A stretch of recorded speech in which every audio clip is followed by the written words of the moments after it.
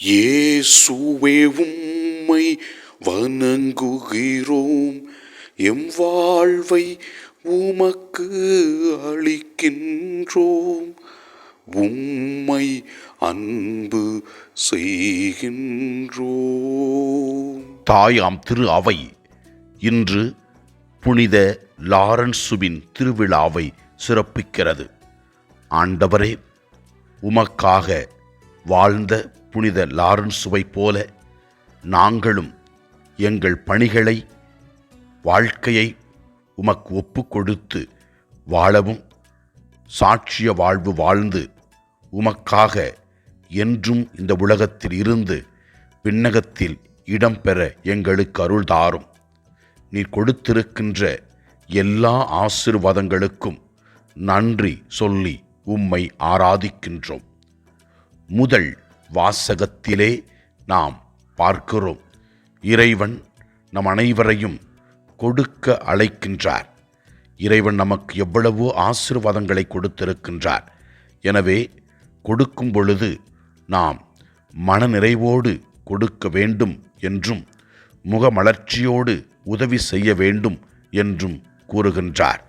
இவ்வாறு முதல் வாசகத்திலே நாம் வாசிக்கின்றோம், கடவுள் உங்களை எல்லா நலன்களாலும் நிரப்ப வல்லவர். எந்த சூழ்நிலையிலும் எப்போதும் தேவையானதெல்லாம் உங்களுக்கு தருவார்.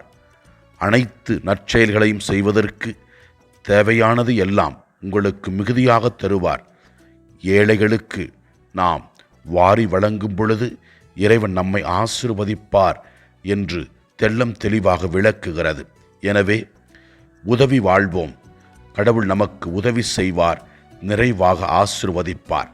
நற்செய்தி வாசகத்திலே நாம் இவ்வாறு வாசிக்கின்றோம், கோதுமை மணி மண்ணில் விழுந்து மடியாவிட்டால் அது அப்படியே இருக்கும், அது மடிந்தால்தான் மிகுந்த விளைச்சலை அளிக்கும் என உறுதியாகச் சொல்லுகிறேன் என்று ஆண்டவர் இயேசு கிறிஸ்து கூறுகின்றார். மேலும் தனக்கென்றே வாழ்வோர் தம் வாழ்வை இழந்து விடுவர். இவ்வுலகில் தம் வாழ்வை பொருட்டாக கருதாதோர் நிலை வாழ்வுக்கு தம்மை உரிமையாக்கிக் கொள்வர் என்று இயேசு கிறிஸ்து நமக்கு தெளிவுபடுத்துகின்றார். இயேசு கிறிஸ்து எப்போதும் தமக்காக வாழவில்லை, நமக்காக வாழ்ந்தார். நாமும் மற்றவர்களுக்காக வாழ்வோம், ஆசீர்வதிக்கப்படுவோம். ஆண்டவரை நோக்கி நம்முடைய தேவைகளுக்காக ஜெபிப்போம். எல்லாம் வல்ல இறைவன் தந்தை, மகன், தூய ஆவியார் நம் ஒவ்வொருவரையும் ஆசீர்வதிப்பாராக. இயேசுவுக்கு புகழ். மரியே வாழ்க. ஆமன்.